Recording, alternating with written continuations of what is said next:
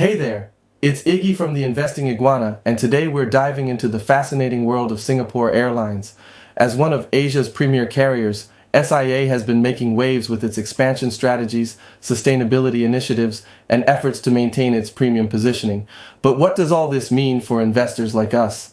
In this video, we'll be exploring three crucial questions that could shape SIA's future and potentially impact your investment decisions. First up, we'll look at whether SIA's expansion strategy is effectively countering yield pressures. Then, we'll examine how the airline's sustainability initiatives might affect its bottom line. Finally, we'll consider if SIA can keep its premium edge in an increasingly competitive market. To help us navigate these complex topics, I've brought in my fellow podcasters Ivan and Irene. They'll be sharing their expert insights as we break down these key issues. So buckle up and get ready for a deep dive. Ever glanced at Singapore Airlines stock, maybe while tracking your portfolio, or even just grabbing a coffee in the terminal? Yeah, They always seem to be making headlines, right? it's true.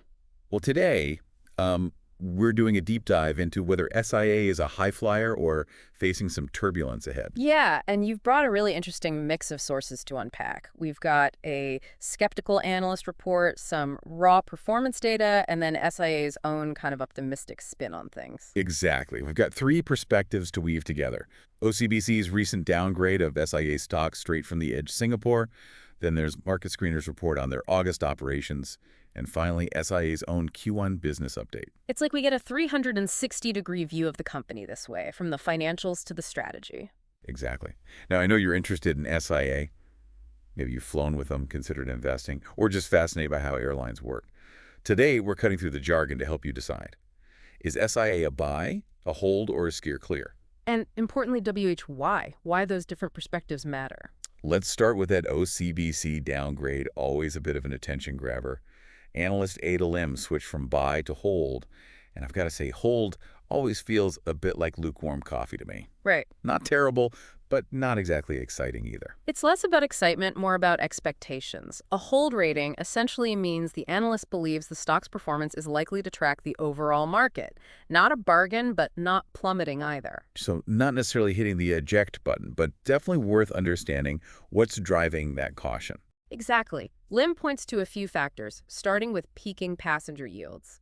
Airlines have enjoyed high ticket prices because demand has outstripped supply post-pandemic, but as other airlines ramp up capacity, that advantage might shrink. Classic supply and demand just at 30,000 feet. Precisely. And this is where that 10.8% share price retracement since August 5th mentioned in the article becomes really telling. Almost like the market itself is getting a little nervous about those yields. It suggests investors are perhaps less bullish than they were a couple of months ago, potentially anticipating a shift in the industry's momentum. Makes sense. Now, Lim did point to SIA's dividend yield of 4.7% as a potential bright spot. Sounds pretty good on paper. It's certainly attractive, especially in the current market. But the key point Lim raises is that even with that yield, there might be more lucrative opportunities in Singapore, certain banks or REITs, for example. So even a seemingly juicy dividend needs context. Investors have to weigh their options and figure out where their money will generate the best return. It's like choosing between a guaranteed return flight or chance at a free upgrade. Depends on your risk appetite and investment goals. Love the analogy. Speaking of different perspectives, let's switch gears to those August operating results for Market Screener. Anything stand out? There's a bit of a mixed bag here. Passenger numbers are up year on year, which seems positive on the surface. But their load factor, basically how full their planes are, dipped slightly. So more people are flying, but those planes aren't as packed as they could be. Almost makes you wonder if SIA is expanding faster than demand is growing. An astute observation. And that ties back to those concerns about increased competition and potentially shrinking yields. Now, there is some good news on the cargo front. SIA's cargo performance is a definite bright spot. And the Downgrade article actually mentioned that too. They attribute it to things like the Red Sea crisis disrupting shipping and ongoing port congestion, making air cargo even more important. Exactly. It seems SIA is capitalizing on those global events to their advantage.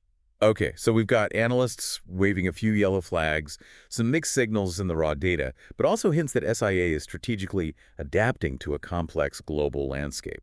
Before we jump into SIA's own Q1 report, I'm curious from your perspective, what's the most intriguing takeaway so far? It's that tension, right? Yeah. Between the external pressures they're facing, like we said, the competition, the shrinking yields, Hmm. but then their own internal actions. It's like they're clearly aware of these challenges, but instead of pulling back, they're doubling down on growth. Yeah, That's where their Q1 report becomes really illuminating, I think.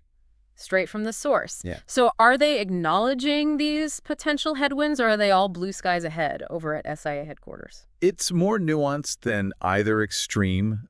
They do acknowledge that yields are moderating, which I think shows they're not oblivious to those competitive pressures we discussed. Mm-hmm. However, they're also betting big on continued strong travel demand, especially in certain key markets. So a bit of a, we see the storm clouds, but we're confident in our flight path kind of approach. Exactly. And what's interesting is they're not just reacting to the market. They're actively shaping their own destiny, you know? Okay. Their report provides more context on these strategic initiatives, which I think you'll find quite interesting. You know me too well. Hit me with those grand plans. Well, let's start with the elephant in the room, the Air India merger. It's a long-term play, this one, clearly. It's going to require significant investment to turn around an airline that's been financially struggling. It's like they're trying to change a tire on a moving plane.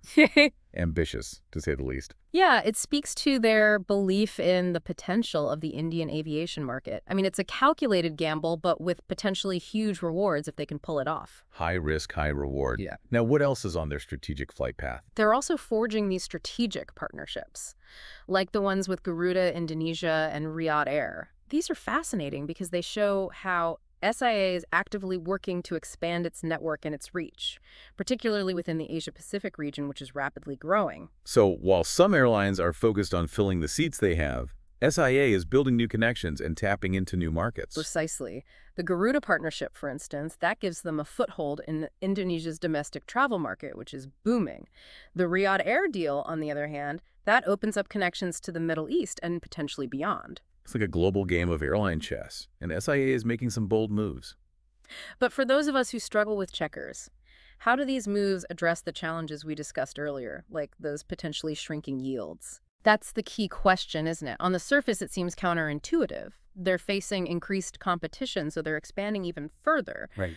But that's where SIA's long-term thinking comes in. They're not just competing for today's passenger, they're building a network that can adapt and thrive in a changing world. So instead of getting bogged down in a price war on existing routes, they're creating new opportunities, diversifying those revenue streams. Precisely. By expanding their reach, forging these alliances, tapping into new markets, they're less reliant on any single region or type of traveler. It's a strategy that's designed for resilience. It's like building multiple runways. If one is out of commission, you've got others to keep those planes landing.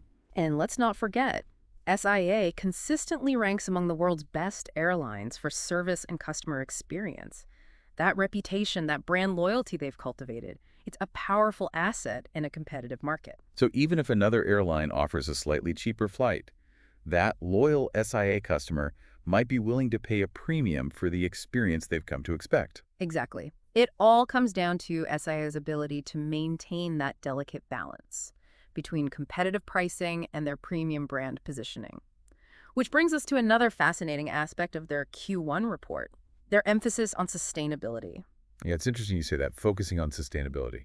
Because it's not always the first thing that comes to mind when you think about, a major airline. It's crucial, though, especially in today's world, right? The report highlighted this partnership they have with Cathay Pacific to explore sustainable aviation fuels. That's pretty interesting. It makes you wonder, though, can an industry like aviation, so fuel-intensive, can it truly become sustainable? And then how much will these efforts impact SIA's bottom line, especially in the short term? Those are the million-dollar questions. It's a real balancing act at play here. On the one hand, they need to invest in these new technologies and these potentially more expensive fuels to try to minimize their environmental impact. But on the other, they still have to keep those ticket prices competitive and demonstrate that return on investment for their shareholders. It's a tough needle to thread, appealing to environmentally conscious customers, 80 investors who, let's face it, are focused on profit. Absolutely. And this is where I think those strategic decisions we were talking about, the Air India merger, these new partnerships become even more significant. Will SIA be able to leverage these moves to offset those costs associated with their sustainability initiatives? It's like they're juggling profitability, environmental responsibility, global expansion all at the same time. It's definitely a lot to keep an eye on. And that's what makes following SIA's journey so fascinating. They're operating in this complex, dynamic industry, facing headwinds, tailwinds. So for those of us keeping tabs on SIA, whether we're frequent flyers, potential investors, or just, aviation enthusiasts, what's the key takeaway from all of this? I think the biggest takeaway is that SIA's future is not a foregone conclusion. There are challenges ahead, absolutely, but there are also these significant opportunities. How they navigate all of this, the sustainability question, the Air India merger, the increasing competition that will ultimately determine their success. As always, we encourage you to stay curious, do your own research, draw your own conclusions. After all, that's what this deep dive is all about. It's about equipping you with the information, the different perspectives to form those informed opinions. Exactly. So until next time, happy flying, and may all your investment decisions be smooth landings. You did